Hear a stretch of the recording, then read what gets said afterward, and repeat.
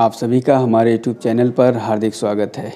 आज के इस वीडियो में हम लोग चर्चा करेंगे समस्थैतिकता, जिसे अंग्रेज़ी में होम्योस्टैसिस के नाम से जाना जाता है। होम्योस्टैसिस का मतलब ये होता है कि शरीर का जो आंतरिक वातावरण होता है, जो इंटरनल क्लाइमेट होता है, उसको पूरी तरह से जो है संतुलित बनाए रखना। अर्थात शरीर के इंटरनल जो क्लाइमेट होता है, अगर उसको पूरी तरह संतुलन की अवस्था में बनाए रखा जाए तो हम इसी दशा को समस्थैतिकता के नाम से जानते हैं। तो समस्थैतिकता का मतलब ये हुआ कि शरीर के आंतरिक वातावरण को पूरी तरह मेंटेन बनाए रखने की जो दशा होती है, हम उसी को समस्थैतिकता के नाम से जानते हैं। आइए इसकी परिभाषा लिखा जाए। शरीर के आंतरिक वातावरण को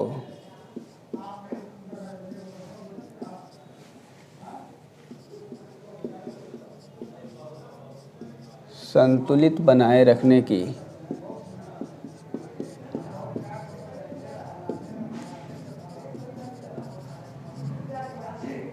घटना समस्थैतिकता कहलाती है। समस्थैतिकता कहलाती है। तो समस्थैतिकता के अर्थ को समझने के बाद अब हम लोग इस बात पे चर्चा करेंगे कि वो कौन कौन सी ऐसी क्रियाएं होती हैं जो समस्थैतिकता के अंतर्गत आती हैं। तो समस्थैतिकता के अंतर्गत कौन कौन सी प्रक्रियाएं शामिल होती हैं, इस पे चर्चा किया जाए। पहली बात तो ये कि शरीर के अंदर जो जल की मात्रा होता है उसका संतुलन करना। जल के अंदर जो शरीर के अंदर जो लवण की मात्रा होती है उसका संतुलन करना। जो अम्ल और क्षार का बैलेंस होता है उसको जो है अम्ल और क्षार की मात्रा का संतुलन करना। साथ ही साथ उपापचयी जो क्रियाएं हो रही हैं, उन उपापचयी क्रियाओं के फलस्वरूप बने हुए जो नाइट्रोजनी विषैले हानिकारक व्यर्थ पदार्थ होते हैं उनको शरीर से बाहर करना। ये वो तमाम ऐसी घटनाएं होती हैं जो समस्थैतिकता के अंतर्गत आती हैं।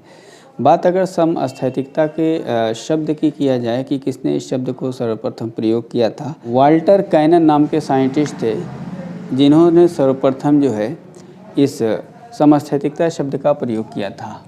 तो आइए जो है समस्थैतिकता के अंतर्गत आने वाले जो मुख्य घटनाएं हैं उनके बारे में चर्चा किया जाए। इसमें पहला हमने बताया था कि जल की मात्रा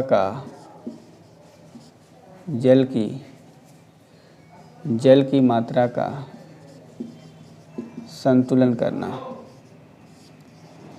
जल की मात्रा का संतुलन करना। दूसरी बात, अम्ल और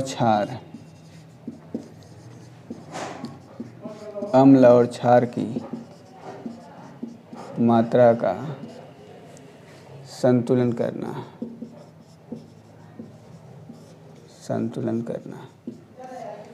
तीसरी बात, लवण की मात्रा का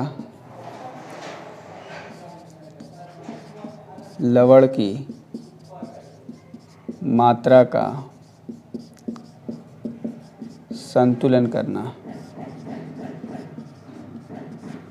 और अंतिम बात कि नाइट्रोजनी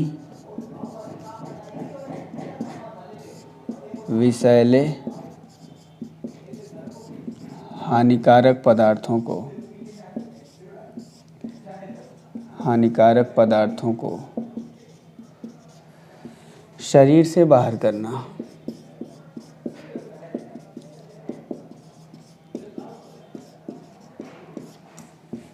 नाइट्रोजनी विषैले हानिकारक पदार्थों को शरीर से बाहर करना।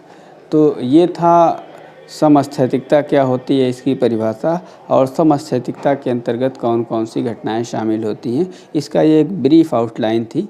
वीडियो को लाइक, शेयर और सब्सक्राइब करना ना भूलें। मिलेंगे फिर नेक्स्ट वीडियो में, तब तक के लिए बाय।